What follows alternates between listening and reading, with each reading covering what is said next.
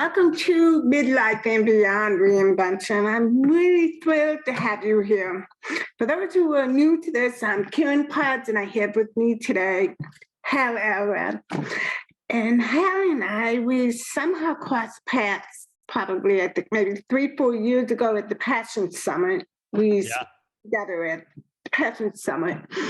And I have been a big fan of Hal's books because The Miracle Morning was very pivotal for me. I know that the mornings that I stay in bed and scroll through my phone instead of getting up and doing the savers, those are the mornings that get lost.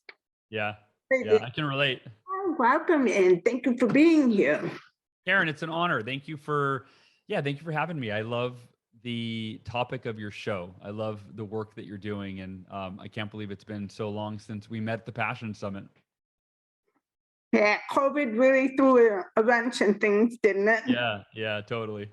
Yeah, I haven't traveled much since then. Yeah, me either. No. Really cut back on that. Yeah. So this is like a perfect, we can just jump right into it, this midlife thing. If you don't mind, I'm going to share your age. You're 42. That's correct. No problem.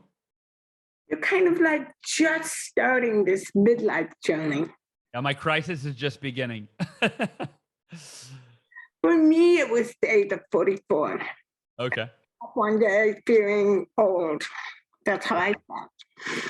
But when I look at your story, you had success from a very young age, and then you had this massive car accident that threw everything off for you. You didn't know if you were going to be able to walk again. Yeah. But you did. And then you started the whole Miracle Morning series as a result of having that accident. And then cancer hit. Yep. So I always think of you as the man with 9 lives. I've said that as well. And I don't know if I have 7 left, or I think there's a few incidences in there that I might have cheated death as well. So I probably have 3, 4, maybe 5 if I'm lucky left. Yeah. Yeah. So that kind of leads me to thinking, do you have a different mindset now that you are, the years are coming, they're piling on, and you're hitting what we call midlife? Yeah. Do you feel you have a different mindset going into midlife and beyond because of all of the experiences that you have had? Do you look at life differently because of that? Yeah. I mean, I think that, I could probably answer that question for an hour, right? Depending, just so many different ways of looking at life that I've learned from these experiences. Probably the most valuable, meaning, for me personally, but also for anybody listening. So to kind of dive into a little bit about what you mentioned about my car accident. When I was 20 years old, I was hit head on by a drunk driver at 70 to 80 miles per hour. I was found dead at the scene. My heart stopped for 6 minutes after the paramedics and the firemen or fire department cut me out of the car. They used the jaws of life. It took them an hour to cut through the wreckage and pull me out of the car. I was in a coma immediately. So I was unconscious while this was all happening, thankfully. And when they pulled me out of the car, I had lost so much blood that I bled out, and I clinically was dead. They revived me on the helicopter, took me to the hospital. I came out of a coma 6 days later, and finding out I had 11 broken bones. I was told I would never walk again. I had permanent brain damage, right? It was just, just waking up to it's like waking up to a nightmare as opposed to waking up from a nightmare, And within a matter of a couple of days, the doctors, after spending some time with me and talking to me, especially the psychologist, they called my parents in and they said, "We're concerned with Hal. We believe that he is in denial." They said this is not uncommon in an accident for an accident victim that's been through something so traumatic where he can't face reality. So he checked out. He's just pretending like everything's fine. And he's always smiling and laughing and joking and making us laugh. And they said, for a 20-year-old young man that's being told he's never going to walk again, that's not normal, frankly, right? They said, so they talked to my parents. They said, "Will you talk to him and find out how he's really feeling?" So my dad was really concerned. He came in that day. I was in the hospital again. I'm a few days out of the coma, watching TV in a hospital bed. My arm is broken. My leg is broken. My pelvis is broken. My eye socket's broken. And my dad came in and expressed the doctor's concerns. And he said, Hal, I know, I know you're a positive person, but it's okay to be sad or scared or depressed. The doctors say that's completely normal to go through a grieving process. How are you really feeling? And it took me probably 30 seconds. I really thought, am I sad? Am I scared? Am I depressed? And I looked at my dad and I smiled, Karen. I said, Dad, I thought you knew me better than that. And he said, well, what do you mean? I said, remember, I lived my life by the 5-minute rule. He said, what's the 5-minute rule? I said, I learned this from my mentor about 1.5 years ago. It's okay to be negative when things go wrong, but not for more than 5 minutes. I was literally taught that when you encounter anything that causes you to be upset, angry, hurt, scared, regretful, whatever the painful emotion is, I was taught to set my timer for 5 minutes and give myself 5 minutes to feel all of my emotions. Bitch, moan, complain, cry, vent, punch a wall, like whatever feel it completely. But when the timer went off after 5 minutes, we were taught 3 really powerful words. Can't change it. We were taught to say, take a deep breath and say, can't change it. And that was an acknowledgement. I can't change what happened 5 minutes ago. So there's no value in wishing it didn't happen. There's no value in dwelling on it. There's no value in feeling sorry for myself. There's no value in continuing to be angry or put myself through any other emotional turmoil. After 5 minutes, you say, can't change it. And you accept that it is what it is. And now all my energy is going to go into what I can change. I said, Dad, it's been 2 weeks or 1.5 weeks since the car accident. I can't change that I was in a car accident. I can't change that I broke 11 bones. And if the doctors are right and I never walk again, then I won't be able to change that I'm in a wheelchair the rest of my life. So I've accepted all of that unconditionally. And I've decided the only thing I can control is how I perceive this whole thing, my mindset. And so I said, I'm going to accept life exactly as it is. And Dad, I'm going to be the happiest, most grateful I've ever been while I endure the most difficult time in my life. And that's the lesson, I think, for all of us. And it includes age, right? You can either resist the age that you're at and go, oh, I wish I were younger. That doesn't change your age. It just causes you to feel all these, painful emotions that don't serve you. And what I realize is that every painful emotion we've ever felt is self-created. And it's self-created by our resistance to our reality. It's wishing and wanting that whatever happened or is happening now or is going to happen in the future, such as death, right? It's resisting that. It's wishing and wanting it didn't happen or it wasn't going to happen. That causes our emotional pain. As soon as you go, you know what? I'm going to stop resisting life and I'm just going to accept life exactly as it is and make the best of it. I'm going to enjoy every moment, even though it's not always the way I wanted it to be or what I planned or what I expected or what I hoped for. It is what it is. And that is the most empowering lesson that I've learned through my life experiences is to accept life. When you choose to consciously accept your life exactly as it is, you give yourself the gift of being completely at peace with life.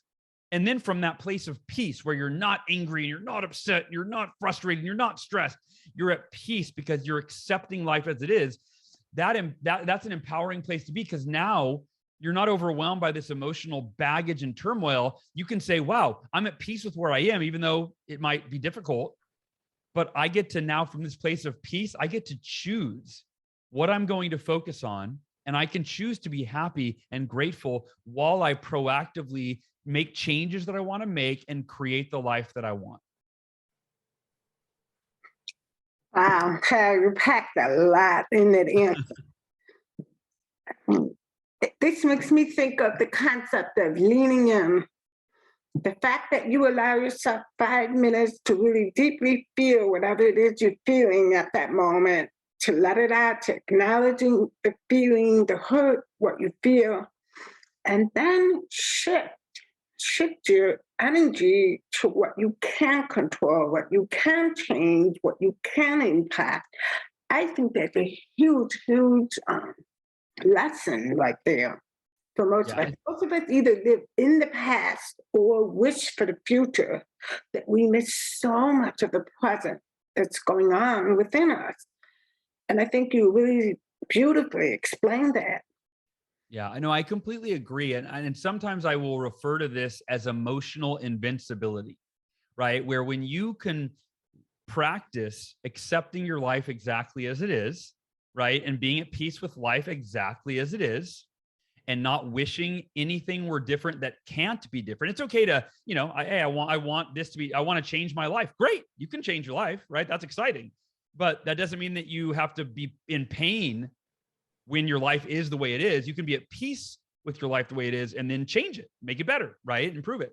But no, so I call it emotional invincibility because this is where instead of your painful emotions controlling you, you get to go, I'm never going to allow my outer circumstances, my circumstances in my life to determine how I feel inside. I can choose to be happy, grateful, at peace, excited, optimistic, whatever you would choose to be, even in the midst of really difficult times. When you think of people who feel stuck in midlife, where they feel like externally they've lost control and they feel like they can't control things, what is the catalyst for their own turnaround, their own midlife reinvention? What would you tell somebody who felt like, oh my gosh, I feel old, life is over, oh, you've had it so easy, you have done all these things in your life, but look at me, maybe I'm 60, maybe I'm 70, and it's just too late for me. What would you tell someone in that situation? Yeah, there's a couple things. One is you mentioned someone that feels out of control, like they don't have control over their life. This was a big distinction I had when the pandemic hit, in March 2020. As I have a community, a global community, it's called, the Miracle Morning community. There's a Facebook group with 330,000 people from 200 countries. And so I always feel a sense of responsibility to be a shining light for others, to be a leader for others. And so I asked myself, what should I be focusing on for myself and for my family? And therefore, what should I encourage others to focus on? Right? There's this pandemic going on. There's so many things we can be focused on. And here's what I realized. When we focus on that which is out of our control, we feel out of control. And that leads to stress and anxiety and fear and depression. And what I realized is that since March of 2020, right around that time, that which is out of our control has been amplified by all sources, right? From our friends and family and neighbors and media and the government, you name it, right? Like, this virus is happening. You can't control that. These governments are making decisions. You can't control those, right? We're going to lock you in your home and you can't, we felt so out of control. And that's why I realized everything that's out of our control is being so amplified right now. That's why it's created, I believe, this collective anxiety and this collective stress and this collective fear and depression, all of it, because it's this global, amplification of that which is out of control. And so what I did is I doubled down on my miracle morning. And this is going to lead to the second part of the answer. The miracle morning is a daily practice that combines 6 of the most timeless, proven personal development rituals in the history of humanity. Any one of these rituals will change your life. And they've proven to do this. And millions of people would swear by any one of these. What makes the Miracle Morning so unique is it's not just picking one or even 1 or 2 of these practices. It's actually combining all 6. The 6 practices are, they're organized in an acronym, which is SAVERS, SAVERS. That's just to make it easy to remember and go through in the morning. The first S is for silence. That's your meditation and or your prayer time. It allows you to lower your cortisol levels, lower your stress, to feel calm, to feel at peace, to feel clear, right? To receive the wisdom either from higher intelligence or even your own inner wisdom by quieting your mind enough to let those brilliant thoughts rise to the surface. That's your silence. The A in SAVERS is for affirmations.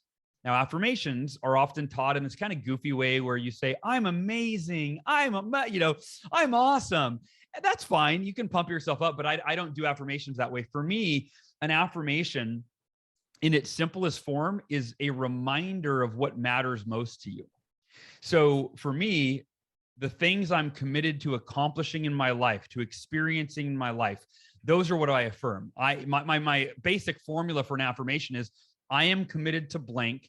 No matter what, there is no other option, right? I am committed to achieving a goal, losing 20 pounds. I'm committed to being the best father I can for my 2 kids, or the best husband for my wife today. I'm committed to showing up in this way. I'm committed to accomplishing this goal. So I have affirmations for every area of my life, my health, my family, as a husband, as a dad, my finances, my business, you name it.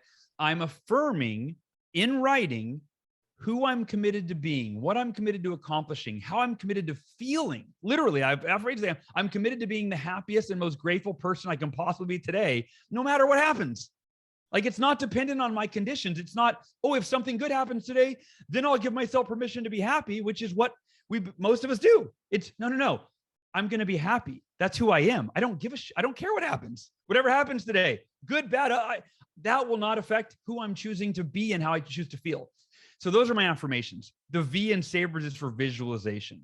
That's basically mentally rehearsing yourself performing at your best today. If you want to go for a run, but you hate running, but you need to run, or you need to go to the gym, you need to exercise, right? Closing your eyes, spending 5 minutes visualizing yourself going to the gym or going for that run, or picking up the phone and calling, prospects, or engaging with your kids in a playful way, or engaging with your husband or wife in a loving way, right? Whatever. It's visualizing your ideal way of being during the day that will get you to do the things that will allow you to achieve your goals. The E in Sabres is for exercise. And I'm not saying you have to go to the gym in the morning. I'm saying do a few minutes of jumping jacks and stretching and push-ups. I just do literally, just get your heart rate going, get the blood and oxygen flowing throughout your body so you feel better, you have more energy, you have more mental clarity. The R in Sabres is for reading. And I believe we're all one book away or one page away from learning a concept that can transform any area of our life. And the final S in Sabres is for scribing, which is a fancy word for writing or journaling. But I write down every day, what am I grateful for? Just a few things. What am I committed to doing today? I've got 20 things on my to-do list. Karen's holding up her journal right now. 20 things on my to-do list, but I look at, okay, what are the top 1, 2, or 3 things that will make the biggest impact in my life? Not the busy work. What are the actual real things I need to do that are going to make a difference and move the needle for me? And that is the miracle morning. Those 6 practices, they can be done in any order. They can be done in any duration. You could do a 1-hour miracle morning, a 6-minute miracle morning, a 30-minute miracle morning. But Karen, the point is to really bring this home and answer the question of what would I tell someone that was feeling out of control, that felt like they were too old for this or that? I would say you're never too old to become the best version of yourself. You're never too old to wake up every day and optimize your physical, mental, spiritual, and emotional faculties so that you can bring the best version of you to every aspect of your day and be the best version of you for those that you love, those that you lead, and most importantly, for yourself. It was an amazing answer. I always say how you begin your morning is how you live your day. That's so true. And the other thing is you can do Sabres anytime throughout the day. You really can. You can pull yourself back and use that as a guideline for any time you feel like lost or you need to get something done or you need to reframe your mindset. It's a great process for that. And I can see you are so super passionate about this. Lead me right into the next question. Perfect. That word passion. What is it? How do you define it? And what does it mean to you? Yeah, it's an interesting question because it's really, you don't even think about it until you get the question, but you go, that word, how do you define that? It could mean a lot of things. I could define it probably as enthusiasm. Here's how I'm going to define it based on, I'm rereading a book right now called The Untethered Soul by Michael Singer. Have you read that one? I love that book. Well, one of my favorite books. I'm rereading it for probably the 3rd time right now. And he has a chapter on energy. And he talks about that we all have, there's physical energy, right? Which is like, if you eat a big meal, you're going to be tired, right? If you don't take care of your body, you're going to be tired. But if you eat healthy foods that, living foods, plant-based foods, or small meals, enough to fuel you, but not overwhelm you and you make you feel stuffed. So there's that physical energy, but he talks about this spiritual energy, if you will.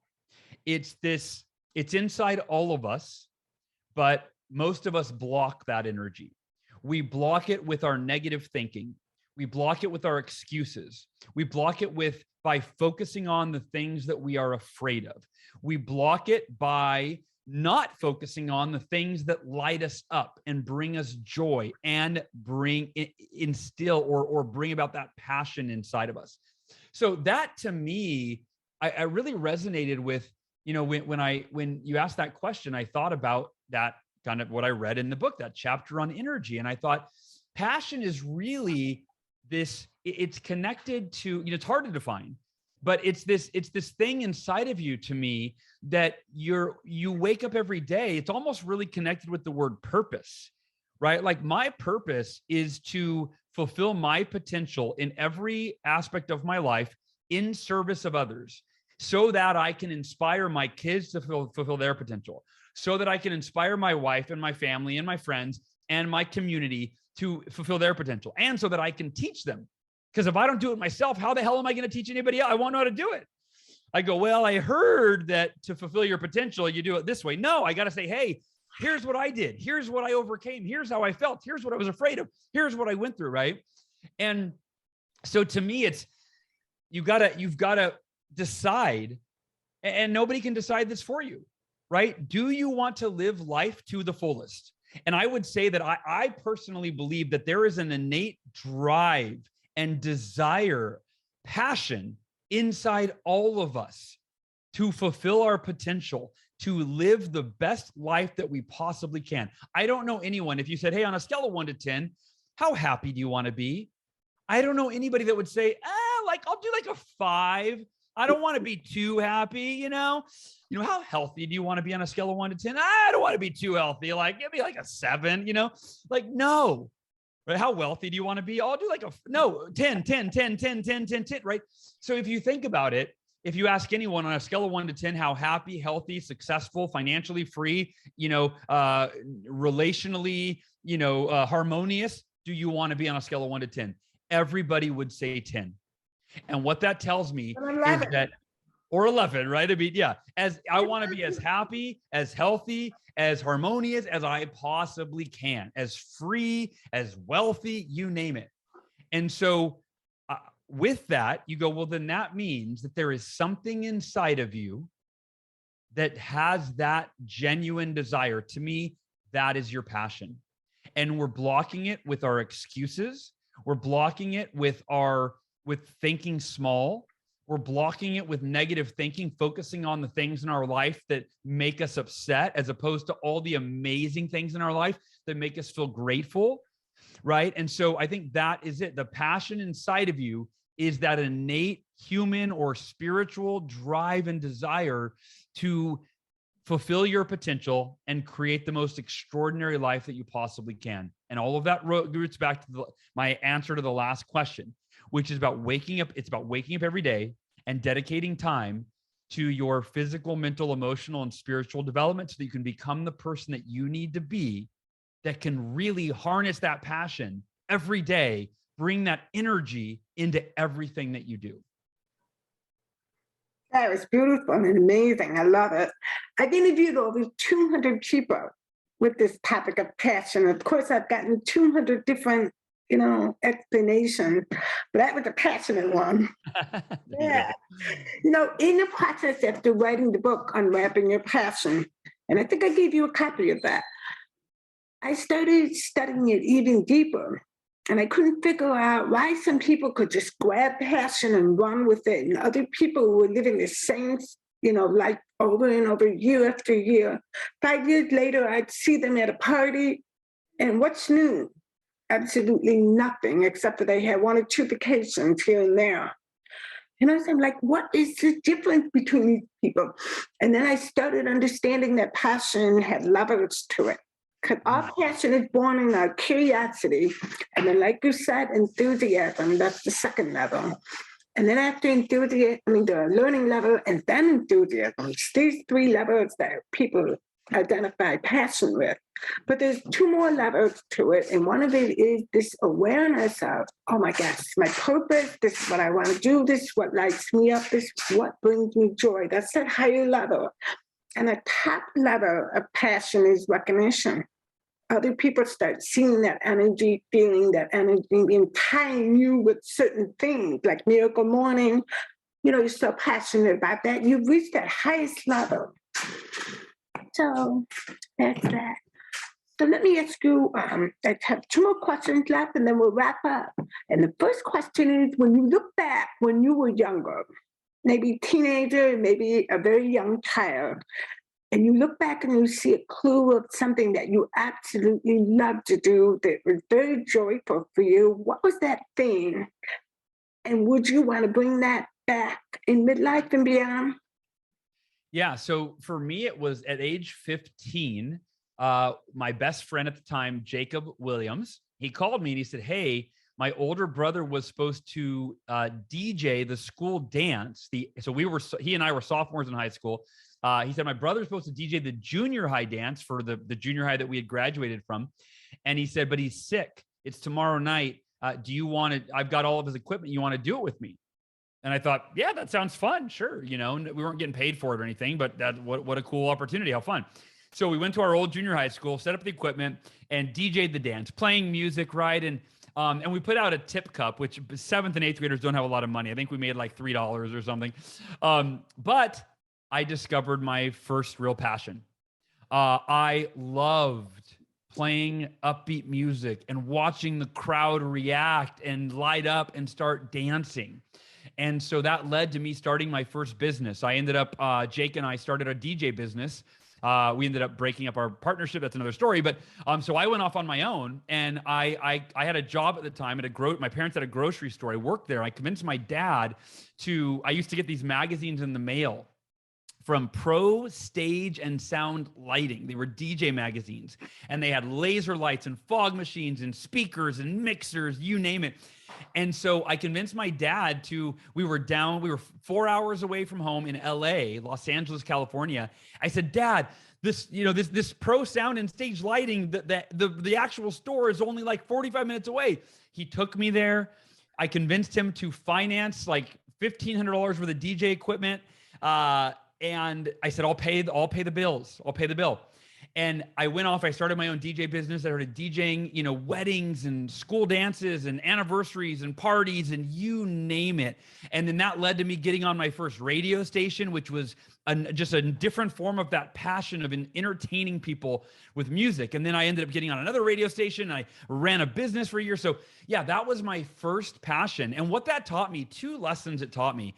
At 15 years old, I started earning $75 an hour. So I'd do a wedding for 4 hours and I would make $300. And at the grocery store, I was making $4.25 an hour back then. That was minimum wage, right? So I went, okay, wait a minute. Making $4 an hour doing something I don't really enjoy, cleaning toilets and shelves and whatever, or $75 an hour doing something I love. And what it opened my mind up to was, wait a minute, you don't have to follow the norm. You can actually find something that you both love to do. So it doesn't feel like work. Never did DJing an event feel like work. It was so fun. I looked forward to it.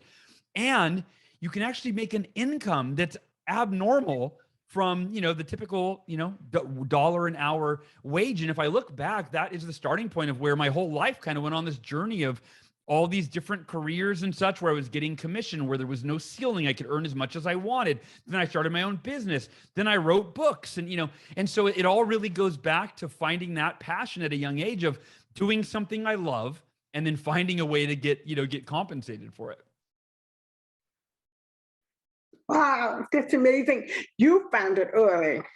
Yes, I was very lucky to find it at 15. Think about it, all those skills, all that passion, you're still doing it today with your podcast and everything that you're doing, your speaking engagement. And we should also mention that you have a movie. Yes. Yeah, the Miracle Morning movie came out last year. What'd you say? people find that movie? So you can find everything Miracle Morning related, the books, the movie. You can join the Miracle Morning, the Facebook group, the community. Everything is at miraclemorning.com. So that's the hub. And you can also, if you can put your name and email in and get what I call the Miracle Morning, I think it's called the Fast Start course. But basically, if you are new to the Miracle Morning, it's totally free. And it's a 15-minute video. It's a 60-minute audio if you want to go deeper. And then it's a sneak peek of the book, the first few chapters. So you can really kind of, get a sense of if this is something that you want to, go watch the movie, which is, again, Miracle Morning. The movie's there too. Go, read the book, that sort of thing. But I encourage everybody, go to miraclemorning.com and then just kind of poke around and see if it seems like a good fit for you. Awesome. Okay, Hal, wrap us up with this. You packed a lot of living in 42 short years. A lot more than most people do, because you had chosen to look around you and take in life lessons and really put them into, reality. So wrap us up with this. You've written the Miracle Morning. What is the most profound lesson from the Miracle Morning that people could carry midlife and beyond with? Yeah, great question. So I would say it's this. I think we've been conditioned, most of us have been conditioned to think that if you want more in life, you have to do more. I don't disagree with that. I think it's true, but I think there's another layer to that. There's another paradigm, if you will, a different way to look at this. And I believe that the real secret, if you will, to having more in life, achieving more success, having more fulfillment, more happiness, whatever you want more of in life, instead of focusing on doing more, the real secret is about becoming more. It's becoming more. It's when you focus your time, and that's what the Miracle Morning is. It's a daily practice to become more of who you really are, more of the best version of you, right? And that's it. Again, at any age, there's no limit to what's possible for you. I don't care if you're 80 years old. Like right now, we just started the next book in the Miracle Morning series is the Miracle Morning for Seniors. That'll probably be out not till like mid 2023. But again, seniors, right? So this is people that are over 50, 60, 70 years old and realizing that, wait, if I wake up every day and I do the Miracle Morning, if I dedicate time to myself, like really nurturing my mental, physical, spiritual, emotional capacities and faculties, and I focus every day on becoming a better version of the person that I was when I went to bed the night before. And if every day I focus on becoming a better version of me, I get to start the day feeling alive and excited and fulfilled. And it doesn't matter how old you are, right? My mom's visiting right now and she is, 65-ish. I should know the exact age. But she has more passion and energy and enthusiasm and excitement. It's probably where I get it from, right? But than anybody that I know. And if you ask her, she's like, I'm living my best life. And I'm telling you, in 10 years, she'll tell you the exact same thing. And she means it. It's a choice, people, right? It is a choice. You choose whether you're too old or whether you're the perfect age. You choose whether your nose is too big or it's the perfect nose, right? You choose whether your life's a mess or even though there's all sorts of challenges in your life, it's perfect. Because I believe that our circumstances are always the perfect opportunity to learn, to grow, and to become better than we've ever been before. And often, the more difficult the circumstances, the greater the opportunity is for us to learn, grow, and become even better than we are now. And so that's the Miracle Morning. That's the greatest lesson. It's wake up every day and dedicate time to becoming, not doing, but it's about becoming more so that you can have everything you want in your life. That's a beautiful way for us to wrap up. And I want to meet your mom. Okay, well, we're out of time here, and I want to thank you again for jumping on here and sharing so much beautiful wisdom. Thank you for that. Thank you, Karen. Thank you for all that you do. Many more Miracle Mornings ahead. Thank you so much for having me. I appreciate it. Thank you, everybody that listened. I really, really, really appreciate it. And I hope to see you all in the Miracle Morning community. I appreciate it too.